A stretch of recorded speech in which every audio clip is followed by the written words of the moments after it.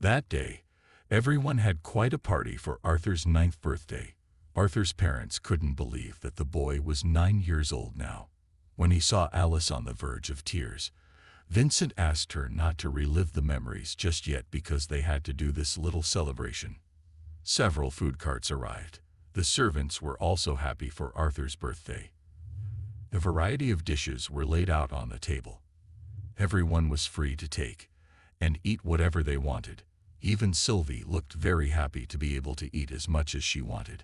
Various kinds of processed meat, sushi, and even unique satay were served on the table.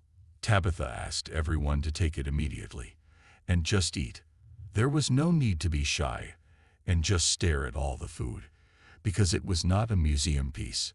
They were all very happy, enjoying this moment. Especially when Adam received a big chicken thigh from Ellie. Everyone laughed out loud at Adam's funny behavior. Several times they took photos at every happy moment.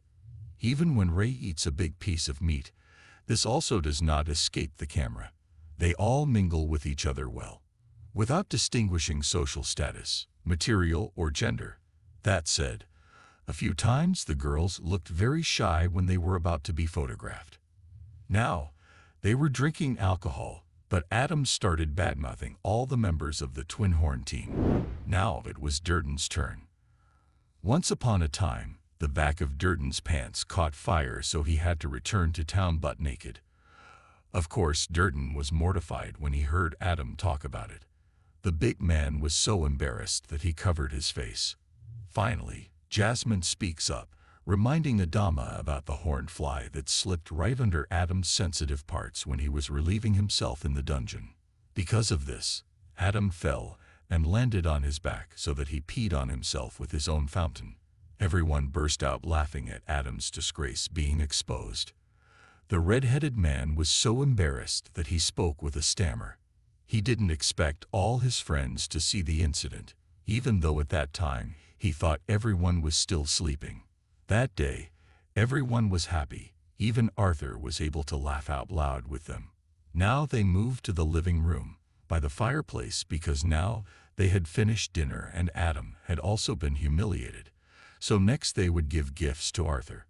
The first to present the gifts are Arthur's own parents, Alice and Ray. They handed him a small gift box while looking at Arthur with both emotion and pride. Arthur happily accepted the gift and said thank you. Then he invited Ellie to open the gift together. It turned out that the gift from his parents was a black glove. Alice explained that the glove leather came from the spiny Erics that Ray had hunted down. Even Ray himself followed him. Alice had cast a small healing spell on each of the 3 gems, so each gem could be used for a single use. Alice thought it would be great if Arthur had something for his safety while on missions. Arthur put on the gloves and thought they were perfect to complete his look. Arthur immediately hugged his parents and thanked them, as he really liked and appreciated the gift from his parents. Next to present the gift was Vincent and his family. Vincent interrupted their embrace with a small cough. Then suddenly he prostrated himself before Arthur while opening a box containing 2 rings. Arthur blushed and covered his mouth, compensating for Mr. Vincent acting like he was proposing to him. Suddenly Tabitha hit Vincent on the head, asking him to stop flirting with Arthur.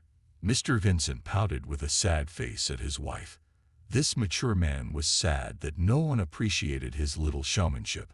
Mr. Vincent handed a ring to Arthur and another one to Alice. Ray was amazed to see the sizable gem in the ring, because the gem is bigger than the gem in the ring he gave to Alice. Tabitha explained that as long as Arthur uses the ring, the gem on Alice's ring will light up when Arthur's mana level drops to a dangerous level. But the ring couldn't do much more than that. Even so, Tabitha hoped that it would give Alice a sense of peace. Before Tabitha finished speaking, Alice hugged her while saying thank you very much. She did not forget to thank Vincent as well. Arthur looked at the ring on his hand while thinking that it looked like a double-edged sword. On the one hand, his family would be safe from worrying about him, but it would also make his mother feel tense and check the ring all the time. Adam said that there was no way they could beat Mr. Vincent's gift. Arthur was already very powerful, so they thought the same thing about the Helsty family's gift.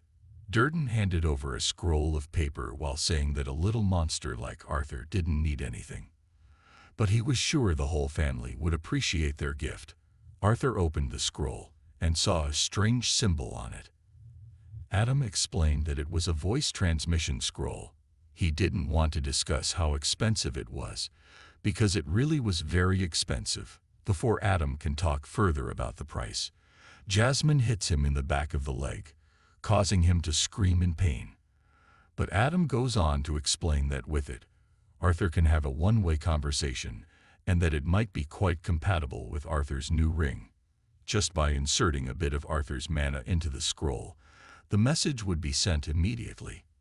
When Alice received the message, she could reply once. When the reply message was received by Arthur, both scrolls would turn to dust. Adam bowed proudly after explaining everything. Ray couldn't help but think that Adam's performance was great. Ray rubbed Arthur's head as he asked if his son was happy now, especially since tomorrow is his big day. Alice hugs Arthur while asking him to promise to stay safe, no matter how high he ranks and how rich he becomes. Alice even kissed Arthur's forehead while begging him to stay safe. Arthur was so moved that he could barely hold back his tears. With trembling seedlings, Arthur said that he would go home every chance he got. As the night wore on, all the members of Twin Horn said goodbye. As they were about to get into the carriage, everyone took the time to wave goodbye to the Luyan family. So did Jasmine, who now seemed no longer awkward to wave goodbye to Arthur. Of course, Arthur waved back. Arthur had been feeling it for a while now, but when he was going to bed, he really knew it. Lying in bed, before going to sleep, Arthur realized very well that now he had a family. He had people who loved him, and it made him feel like he didn't want to give up. Arthur really valued their existence and would fight for them if it was necessary. So for that he needed to improve himself more than when he was king. The morning opened with a commotion as Arthur tried to bathe Sylvie.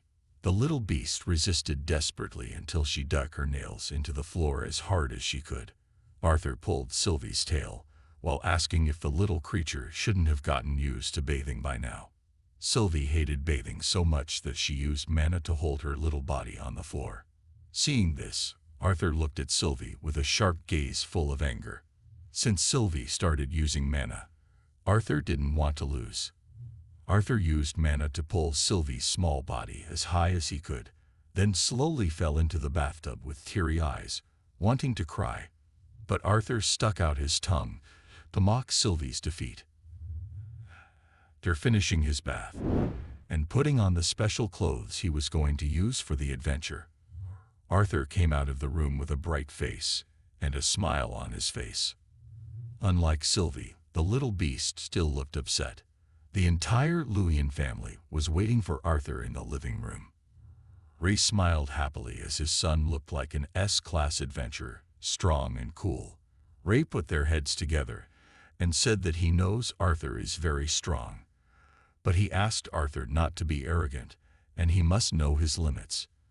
And when things get tough out there, then he asked Arthur to entrust the problem to Jasmine. Arthur agreed to abide by his father's words. Suddenly, Ellie shouted, "No," and got out of her mother's arms.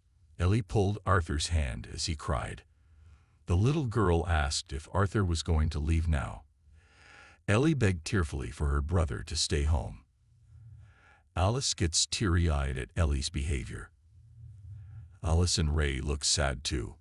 Even so, Alice tries to be strong and tries to pull Ellie's body away from Ray. Alice tries to explain that Sylvie and Arthur will be back before Ellie realizes it. Ellie continues to hold her sister's arm while saying that she doesn't want her sister to leave. Ellie wants them to stay where they are now. Arthur bent down to be at Ellie's level. He holds his sister's hand, saying that Arthur knows his sister is an adult now, so he has a task for Ellie. Arthur asked if Ellie could shadow their mom and dad while Arthur went out for a while. Ellie immediately hugs Arthur's body and says tearfully that she has practiced a lot. She has accumulated a lot of that little light now. So Ellie is confident that she can protect their parents now. Arthur returned his sister's hug with a smile of pride. Arthur realized he had missed many moments of his sister's life until now. And Arthur realized that his short time was not enough to make up for it. But in order to protect them, these were necessary steps to take. Arthur let go of his sister's embrace to hug his mother instead. Alice asks Arthur not to look at her with that face because she promises to be okay. Ray also tells Arthur that they will be fine. Ellie hugs Sylvie while asking the little beast not to be naughty. Alice asks them to leave immediately and not to forget to keep the ring on. Arthur showed his right hand with a big smile as he asked his mother not to worry because he wouldn't forget to wear the ring. As Arthur held the doorknob, Ray called out to him to say that they would always support whatever Arthur decided. The family's warm gesture touched Arthur deeply, and he couldn't help but smile. After Arthur left the house, his mother couldn't stop crying, so Ray had to try to calm her down. Outside the house, Jasmine is waiting for Arthur in a horse-drawn carriage. Jasmine asks if Arthur is ready to leave now. Arthur uses his mask to say that he is ready. Moments later, the two of them arrive in front of a sizable building in the city. Apparently, this was the main headquarters of the Adventurers Guild. The atmosphere inside the place was very crowded. Many people were looking for members to enter the dungeon. Sylvie took her head out of the stuffy bag. Jasmine saw that Sylvie's condition looked different. Arthur rubbed Sylvie's head while explaining that he could change her shape slightly. This way, Sylvie would look like a black lizard and wouldn't be too conspicuous. Although Jasmine is shocked, she tries to get used to it. They walked up to the reception desk. The woman behind the glass asked if she could help them. Before Arthur could speak, Jasmine showed him a piece of paper saying she wanted to sponsor the boy beside her for the ranking exam. Seeing the paper made the woman at the front desk press a secret button behind the counter and immediately rush out of the reception area to escort them to the next place. The woman explained that they happened to have a few people who would also be taking the ranking exam, but since Arthur had a sponsor, they would bring him closer to the front of the queue so he wouldn't have to wait as long. They headed to a special room which got some of the people in line behind them talking about them. Arthur looked at Jasmine, who looked very calm here. It was as if she had expected their response. The receptionist lady took them to her superior's room, after which she explained that the A-class adventurer, Jasmine Flamesworth, requested that the young master by her side be allowed to take the ranking exam right now. The man behind the desk immediately stood up and said that he knew Miss Flamesworth's family, so he let her out now. The man tried to ask how Jasmine was doing lately. He had just met the girl's father not long ago. Jasmine said nothing. She rolled her palms tightly when she heard about her father. Although Jasmine didn't answer, the man still continued his words. He was honored to meet them. The man's name was Caspian Bladehearth, and he was the person in charge of this branch. Normally, there would be an application to be filled out along with the core mana inspection. Then there would be a series of practical exams. But since Miss Flamesworth was there to sponsor Arthur, Caspian would ignore that stage. Hearing the name of the Flamesworth family spoken by Caspian, since earlier, made Arthur ask in his heart, are the Jasmine family important people? The only thing Arthur had to do was to duel against one of their examiners. Caspian looked at Arthur closely and guessed that Arthur was a fighter or augmenter. Arthur didn't have to give his real name when he enrolled in the Adventurers Guild, as he seemed to have a close relationship with Miss Flamesworth. Caspian held out his hand when he asked what he should call Arthur. When asked about a name like this, Arthur remembered when he observed the mask and saw a pattern on the mask that was similar to half a note on a sheet of music. So Arthur introduced himself as Note. Then the two of them shook hands. From this alone, both parties could tell that the figures before them were equally powerful. After that, Caspian revealed that he was happy to make Note's acquaintance. Now, He would have Mary escort them to the examination hall. Polite young lady bowed and asked them to follow her to the place mentioned by Caspian. As they walked away, Arthur still had time to look at Caspian, and vice versa. There was a curious look between the two of them. While walking towards the practice hall, Arthur thought that the Flamesworth family was mentioned with respect. Arthur wondered if that was one of the reasons Jasmine wanted to accompany him. However, Arthur remembered that Jasmine looked upset when Caspian mentioned her family. Mary leads them to the front of the large doors that will lead directly to the training hall. Mary asked them to be careful and head straight for the stairs and remain seated until Note's name was called. Upon entering the training hall, Arthur closed his eyes because of the bright lights. A man's voice was heard shouting as he was about to attack the opponent. In this training hall, there are many circular seats facing right in the center of the arena. Currently in the center of the training arena is a prospective fighter who is undergoing a test with one of the instructors. The bald man tried to attack his opponent with a spear, but the other man looked very relaxed while avoiding the opponent's attack. The bald man did not expect his opponent to be so good at dodging.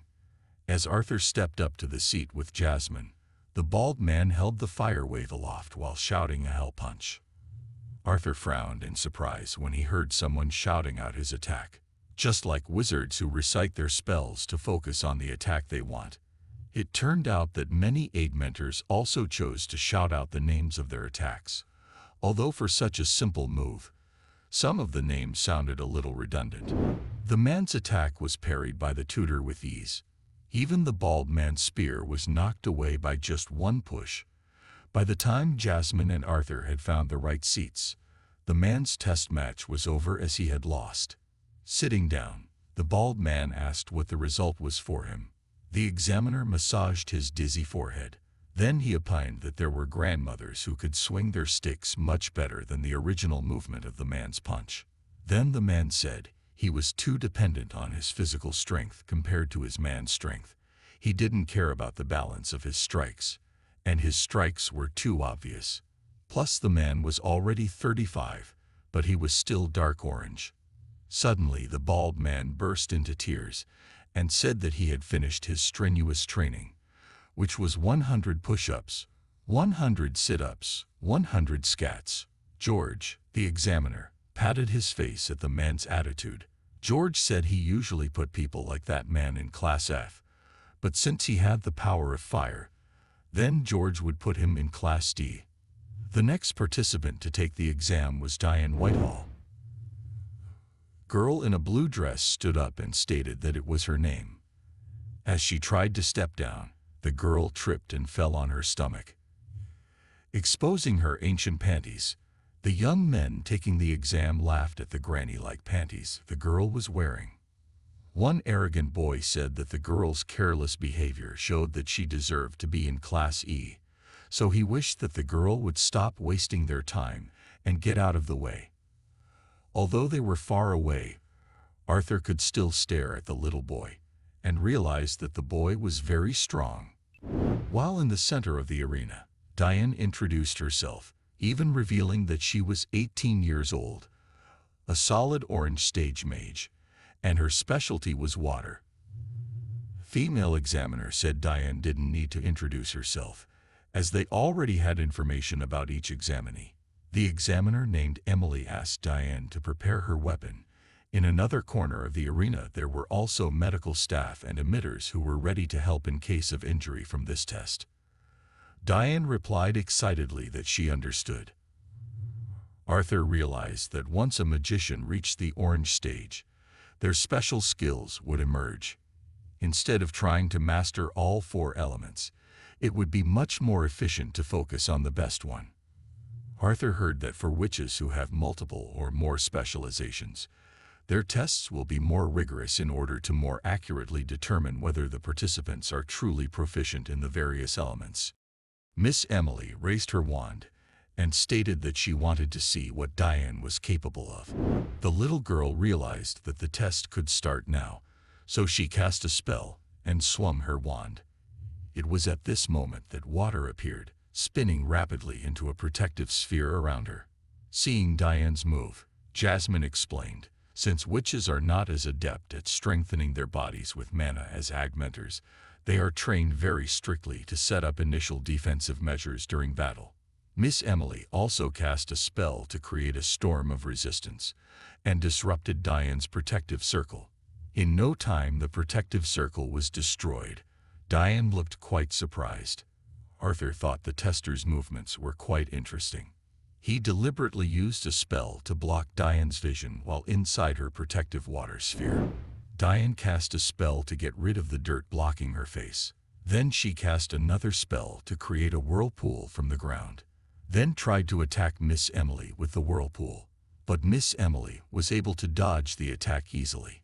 Diane had expected Miss Emily to dodge, so she blasted the whirlpool into mist. The participants at the venue were amazed at the technique used by Diane. But the test wasn't over yet. When everyone couldn't see Miss Emily, Diane used this opportunity to create water balls and then attacked the tester. This time Diane's attack was quite powerful. When the fog cleared, Miss Emily was no longer in her position. Suddenly, Miss Emily was right behind Diane and hit the little girl on the head with ease. Miss Emily judged that Diane's control was quite good and her last spell was well done. But the little girl was too confident and didn't prepare any other protection spells. But overall the control of her mana efficiency and attack speed were quite good. Despite that, Miss Emily put the girl in Class C. In Arthur's opinion, a Class C for someone his age was something he could be proud of. The next examinee was enjoyyy.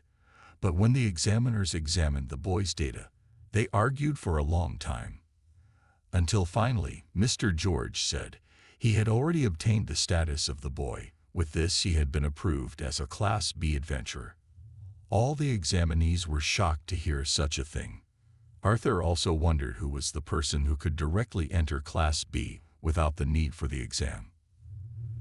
Boy with glasses stood up from the audience seat as he walked down. His eyes briefly met Arthur's. Next, the examiner called out Lucas' name. Next, the examiner called out Lucas Wyke's name. The little boy with the big stick stood up. He smiled smugly and asked why the examiners didn't pass him and put him straight into Class A. Miss Emily ignored the boy's remark and mentioned Lucas' personal details.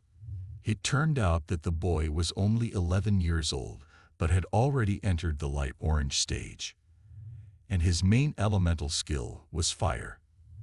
Arthur was also amazed to hear that a boy could reach light orange at the age of 11. Lucas yawned widely as he stood before Miss Emily. It made the woman examiner think that the boy was very arrogant. Miss Emily couldn't wait to start testing the arrogant boy's skills. As soon as Miss Emily said they could start training, Lucas swung his staff to create a huge firestorm. Then, a second later, the boy slammed his staff into the ground while asking his protector to get up. Fire monster appeared right behind Lucas. Mr. George thought the size of the boy's protective fire was quite satisfactory and stable. It seemed like they had a special talent today. His colleague thought the boy had the corresponding abilities of the Wykes family members. As the fire monster tried to attack Miss Emily, Lucas cast a spell for the creature to strike Miss Emily dead. Miss Emily smiled faintly as she said that Luke's abilities were great for a young boy of the Wykes family, but his disrespect showed that he needed to learn some humility. Miss Emily stomped her staff on the ground to confine the fire monster with an earthen prison of her own creation. Arthur thought that Miss Emily made a good move, because the protective fire would naturally die out if there was no oxygen left in the cage. But Lucas had other plans. He smiled as he said that Miss Emily's move was too late. Lucas had created dozens of fireballs that were ready to monitor the woman. Smiling mockingly, the boy said he had never heard of any cases of testers being injured while testing new adventurers, so he would allow Miss Emily the honor of being the first. Before the fireballs exploded and attacked her, Miss Emily quickly destroyed each fireball with the earthen spear she had created, commenting that Lucas was a naughty boy. Despite that, Lucas still exploded fireballs until they looked like falling meteors, which were deliberately aimed at Miss Emily. The woman dodged as fast as she could while continuing to dispel the rain of fireballs with her earth magic. Eventually, Miss Emily managed to get behind Lucas and pulled the boy's legs with her earthen hands until he was the target of his own fireballs. A second before the fireballs destroyed his body, Lucas cried out begging to be released. As he closed his eyes, terrified of his own fireball attack, he suddenly felt empty. Not a single fireball had hit him. It turned out that the attack had been repelled by the earthen wall that Miss Emily had created. Afterward, the examiner lowered Lucas' body. In a calm and polite manner, Miss Emily thanked Lucas for his training time. Miss Emily began to observe and explain Lucas's faults and shortcomings. Unexpectedly, the boy made a move to say that the test was not over. He created a huge PDF while pressing his stick right against Miss Emily's neck.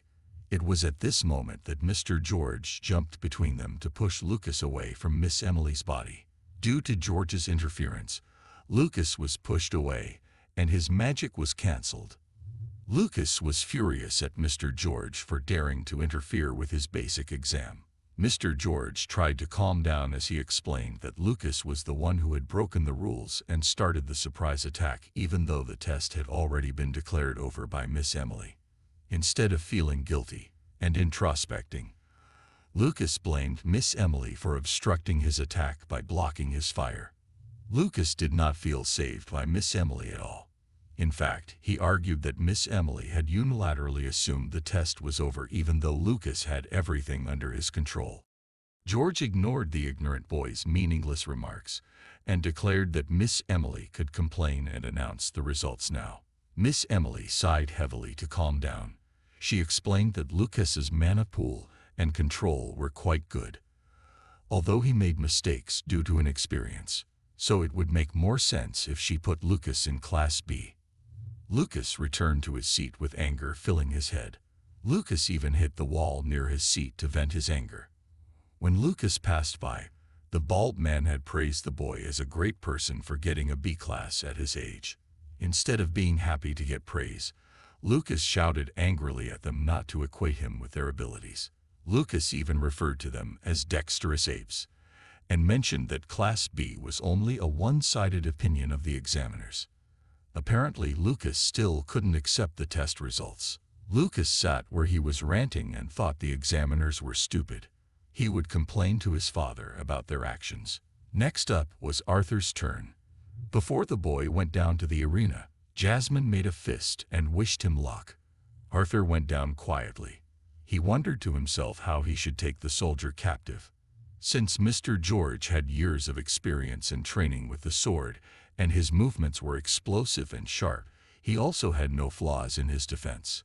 From the center of the arena, Sir George asked Arthur to hurry up as they didn't have much time. Upon reaching George's presence, Arthur bowed slightly to greet the soldier. Mr. George realized Arthur was taking the test under special conditions, as they didn't have any information about him.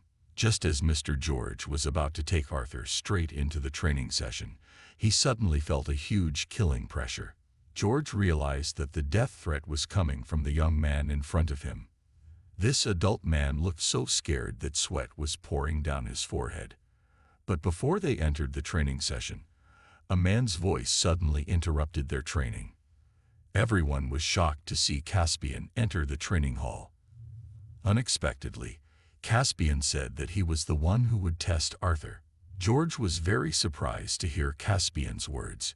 He asked why Caspian had to intervene. With a respectful and reluctant attitude, George asked if it was really necessary for the AA class to lower itself and test the examinees, especially a wizard of Caspian's caliber. If it was because of his hesitant attitude, then George would have decided to use greater power to test them. Caspian tapped George on the shoulder as he explained that he wasn't questioning George's power. Caspian just felt obligated to test him himself because of the note's sponsorship. After all, Caspian had a strong connection with Lady Jasmine's family. Caspian turns to Arthur as he asks, "Doesn't he mind?" The audience tensely awaited the battle between Arthur and Lord Caspian. As Caspian drew his sword, Arthur thought the man standing in front of him was not only the one who had the opportunity to manage the largest guild in Caspian, but he was also an AA-class adventurer. He must have started this fight with a strong bloodlust, and he would not make this a normal test. Despite knowing all these horrible facts, Arthur was still happy. Even the boy was smiling broadly behind his mask. As the two of them faced each other, swords in hand, Caspian told Arthur to prepare himself and not to think of this as a special treatment for his heart. Suddenly, Caspian was already hurtling at Arthur with his sword right at his head. Arthur managed to block the man's attack, but still Caspian's attack was too fast. Moreover, Arthur had fallen down in the process of fighting back. Caspian used this opportunity to attack again, but Arthur managed to dodge by turning his body as quickly as possible. Just as Arthur was about to attack again, Caspian moved so fast that he was behind Arthur's body and immediately attacked him. Once again, Arthur managed to dodge the fast attack. He then turned his body and swung his sword very quickly to strike Caspian in the stomach. The bespectacled man realized Arthur's attack, so he moved back as fast as he could. Caspian smiled slightly as he realized Arthur had managed to scratch his cheek. Caspian thought Arthur was an amazing person. They both ran towards the enemy, eager to confront it with the determination to defeat it. Deafening sound rang out as two swords clashed, but Arthur was the one who saw the opening in the enemy first, and swung the sword as fast as he could toward Caspian's stomach. Once again the man managed to dodge, but he also swung at Arthur, leaving the boy dumbfounded. Fortunately, Arthur managed to dodge, but suddenly Caspian jumped behind him and hit Arthur's body with the hilt of the sword.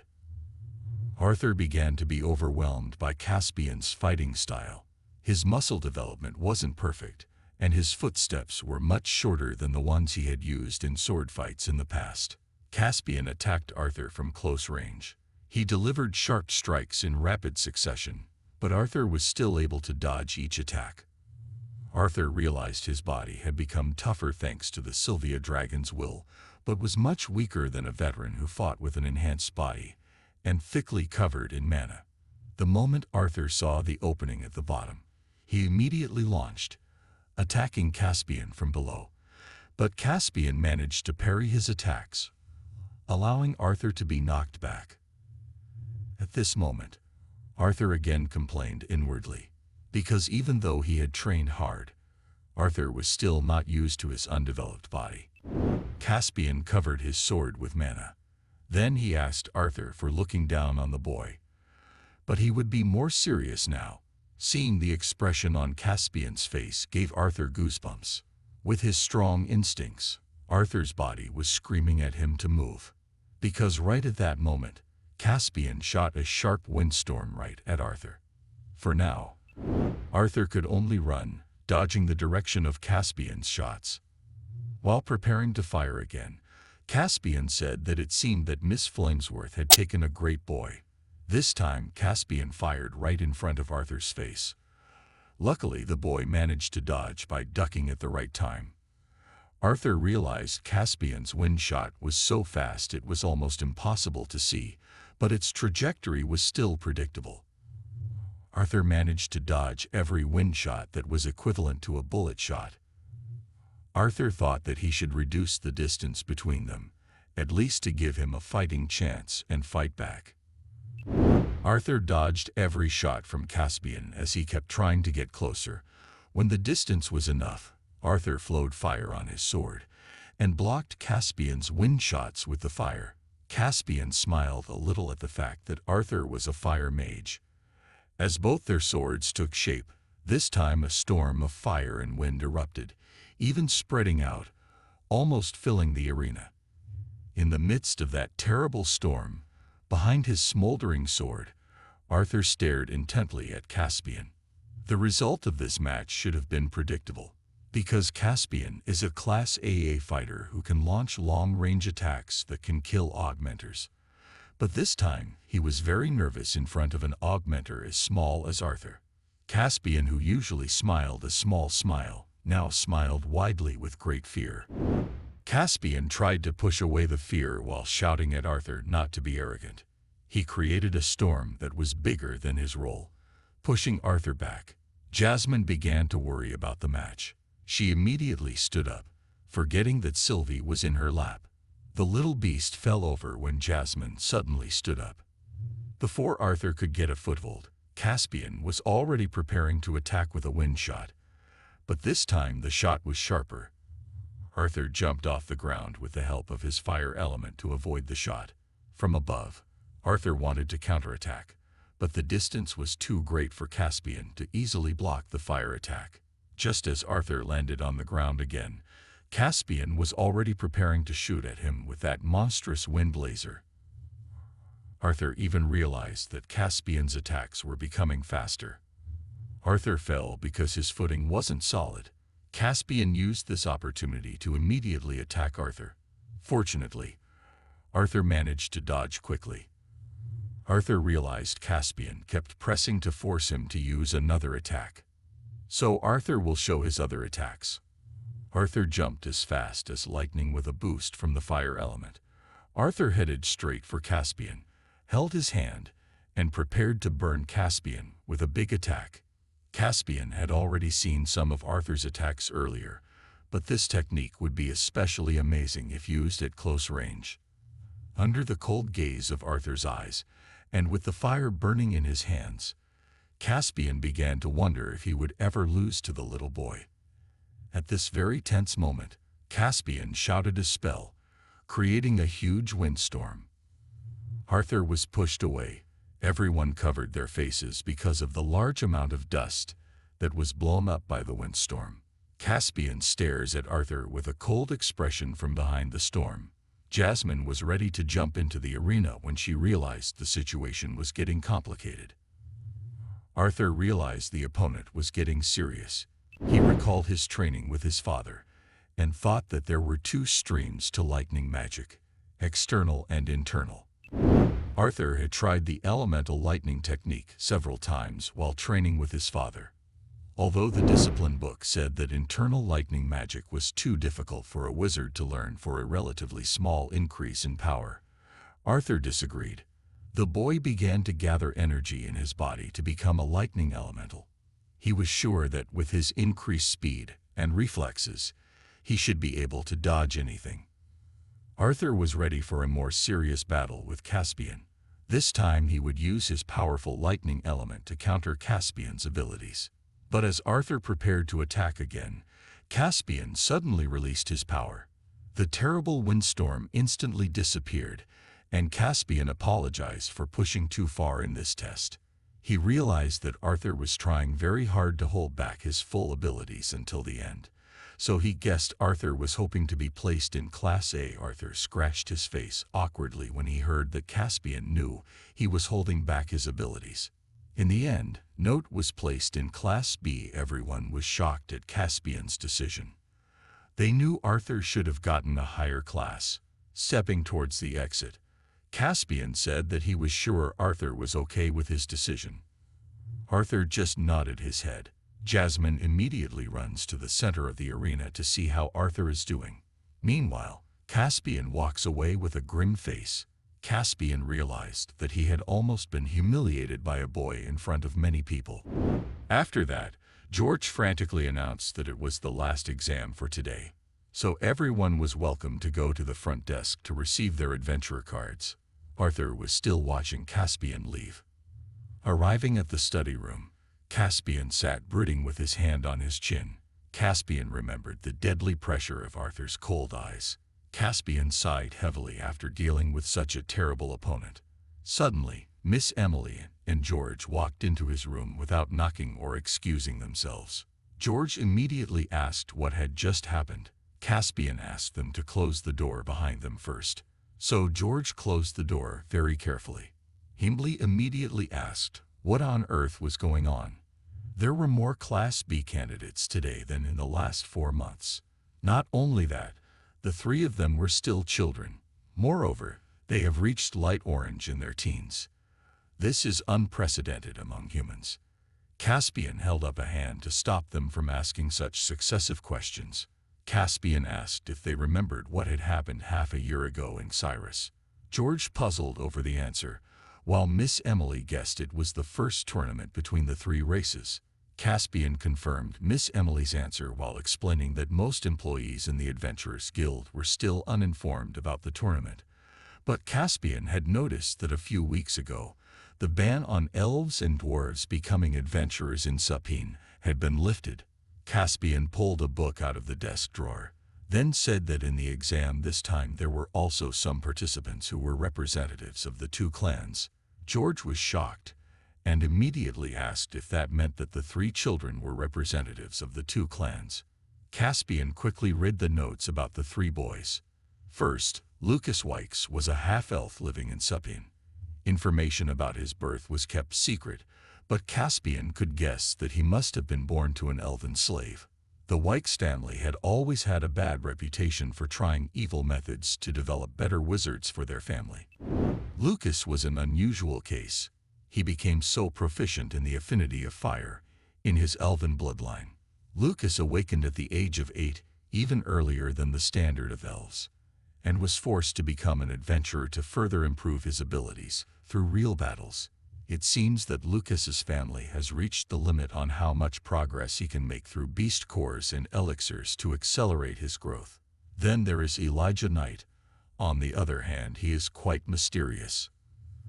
According to the files, his origin is unknown, but he was raised among dwarves since he was a child. He was sent as one of the first representatives of the Dwarven Kingdom to blend in the human kingdom. Miss Emily asked, why did Elijah automatically qualify for Class B without a test?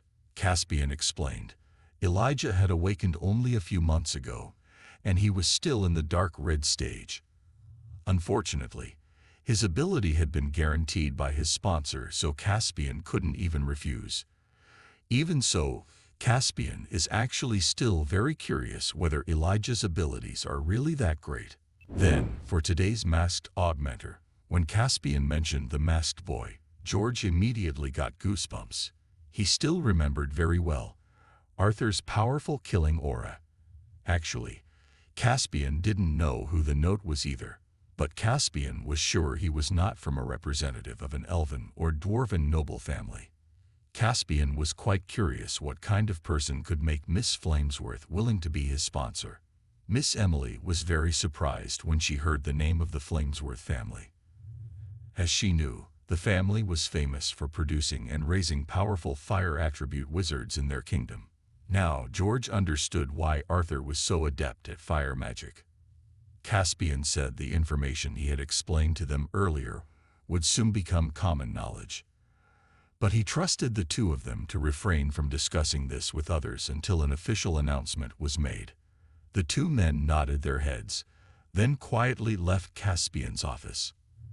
After they left, Caspian thought about the mysterious masked augmenter again. Arthur's fire magic was unique but efficient. In his opinion, George's opinion of Arthur was wrong. It was his sword technique that made Arthur a true monster. Although his movements were sometimes a little jerky, as if he was uncomfortable in his own body. Caspian couldn't imagine how terrifying Note would be when he grew up. Now that the ban had been lifted, elves and dwarves could not only be adventurers here, but could also be students. Caspian smiled at the thought of those three amazing boys becoming schoolmates. In his opinion, the continent had entered an exciting new era. Meanwhile, elsewhere in the Elven Palace, Tessia sighed heavily on the balcony of her room. These few days, Tessia had been grumpy because she was always thinking about Arthur. Especially not long ago, she had seen the crystal ball belonging to the sorceress, and saw that Arthur already had a new girlfriend. Tessia thought she should be happy that Arthur was hanging out and having a good time with his family. But instead, she got so upset that she kicked the fence in front of her and it almost broke. Tessia wondered who the girl on Arthur's side was. Tessia thinks Arthur is being too nice to her. She even starts to imagine Arthur kissing Lilia's hand like a lover. This made Tessia even angrier, and she thought that Lilia had used sneaky means to snatch Arthur. Even though Arthur was her first friend, Tessia went into the room and flopped down on a pile of pillows. She looked at Arthur's face from the crystal ball and thought maybe she should have treated Arthur better when he was in the elf world. But suddenly, Tessia yelled out that it was Arthur's fault for always thinking of Tessia as a child. Suddenly, Mr. Virion walked into Tessia's room saying that he had good news. Mr. Virion caught Tessia using the crystal ball to see Arthur again.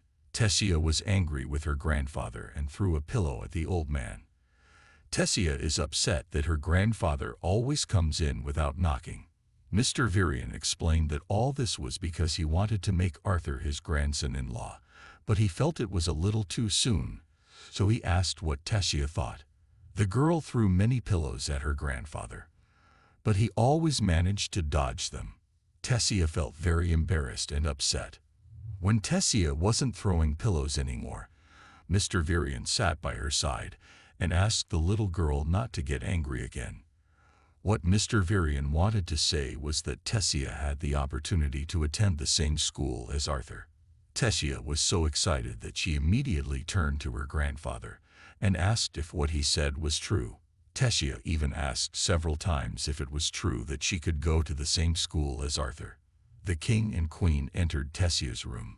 The queen asked Tessia to calm down and explained that what her grandfather said was true. Lord Virion was close friends with the headmaster of Cyrus Academy. Mr. Virion said out loud that the old fox was bragging to him for discovering the four-element augmenter, even though Mr. Virion was the one who had trained him. Tessia's father said there was a bit of a problem sending Tessia there. Her mother explained that it was about the Three Continents tournament. King Aldian explained that they had negotiated to combine the younger generation of elves and dwarves with humans at the Cyrus Academy. Then Lord Virion recounted.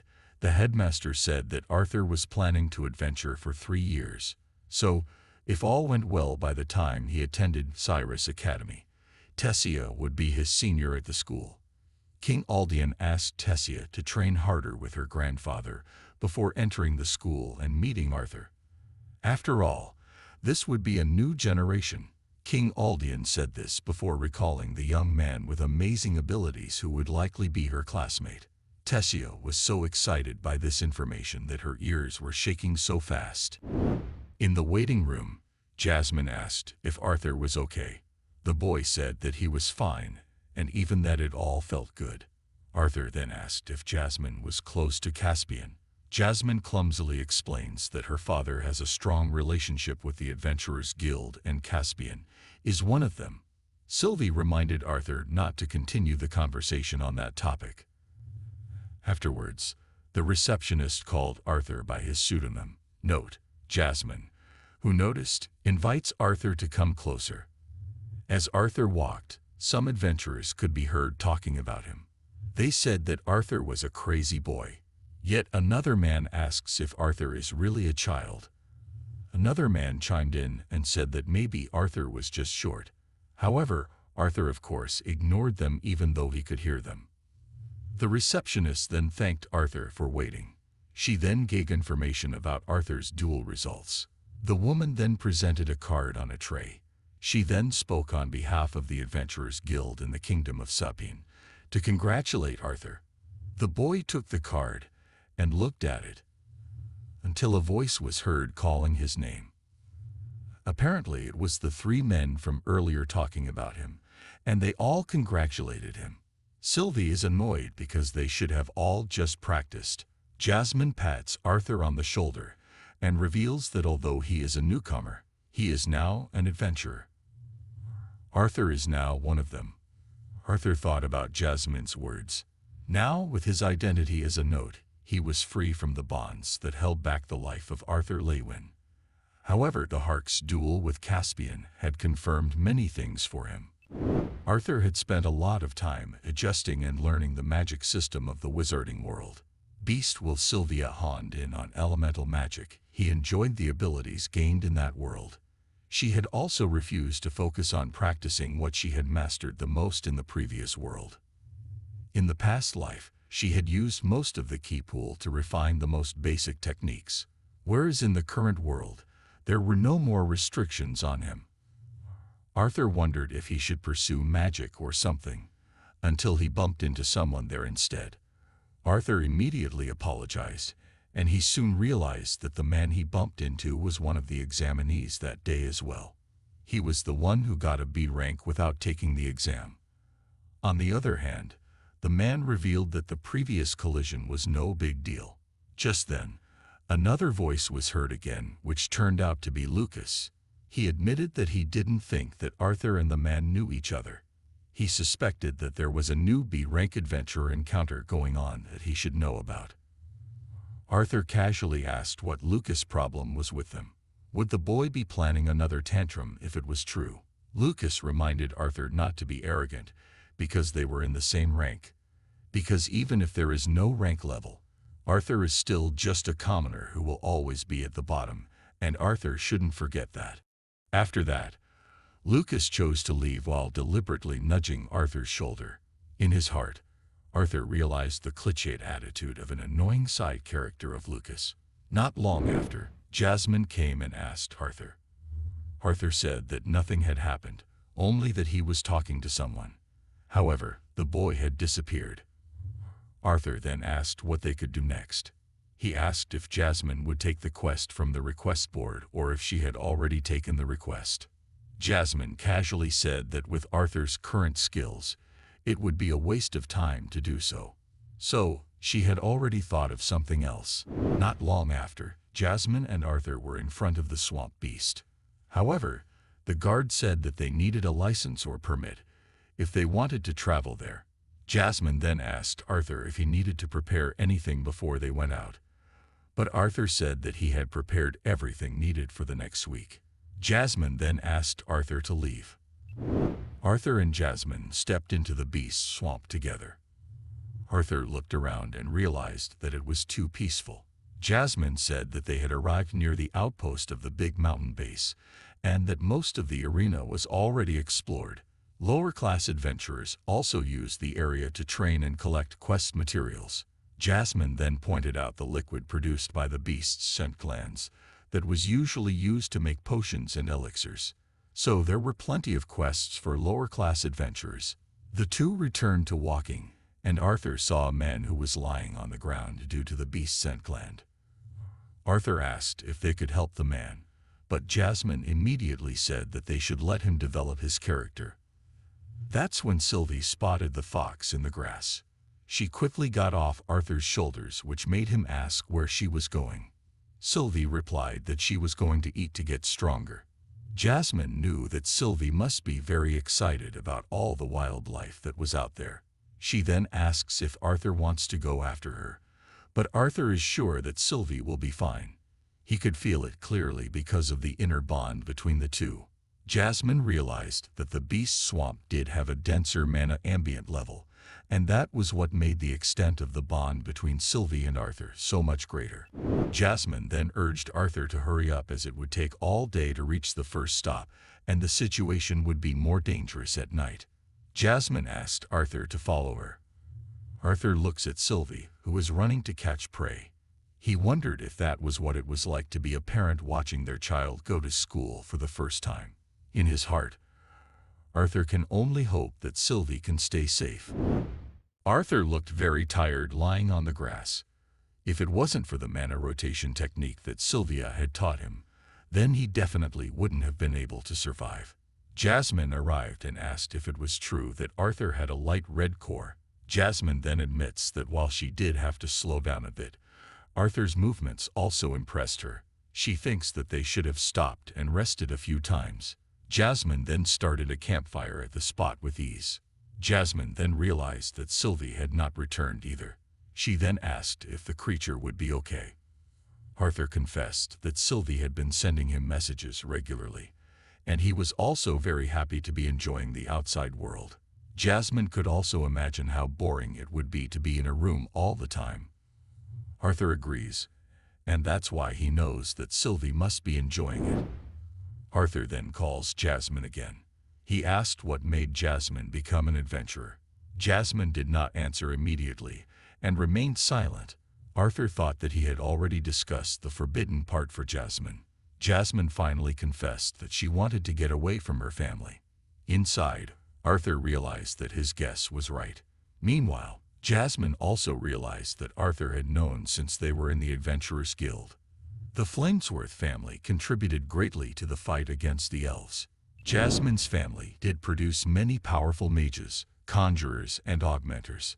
Their bloodline for the fire attribute element was second to none. It was a matter of great pride because fire was indeed the strongest element. Then, Jasmine rose faster than all her siblings, so her parents had very high hopes for her. But all the tests she underwent showed that Jasmine had no talent in the fire attribute, so her family considered her a loser. Arthur chuckled and thought it was stupid. He understood that there were certain levels of core mana power, but to him it was completely absurd and even ridiculous for a wizard to create a hierarchy based on elemental abilities. Arthur said that no one element was naturally better than another. It just depends on how the wizard utilizes it. However, Jasmine burst out laughing at Arthur's remark. She then apologized because Arthur is usually a calm person, so she was surprised to see Arthur so angry about it. Arthur himself didn't expect it, and he guessed that it was probably because of the disappointment he had experienced in his past life. The biggest disadvantage Arthur had back then was that the ki pool was similar to the mana core in that world, weaker than most people. Yet in that world, with elemental abilities and a dark yellow core at only 24 years old, Jasmine was shunned by her own family. Arthur then said that it was unfair to him. Meanwhile, Jasmine shakes her head quickly. She then says that augmenters versus conjurers, or elements amongst elements. She has always accepted the fact that people are always looking for ways to feel greater, and it is in everyone's nature. Besides, Twinhorn has always treated her well. Arthur observed Jasmine laughing and smiling for the first time that day. Usually Jasmine always looks aloof and cold, even though she is fragile. After dinner, the two slept in their sleeping bags. While looking up at the night sky, Jasmine called Arthur's name. She then said that on second thought, Jasmine felt that she had pushed Arthur too hard to choose her as his guardian. She admitted that she did not make friends or blend in easily.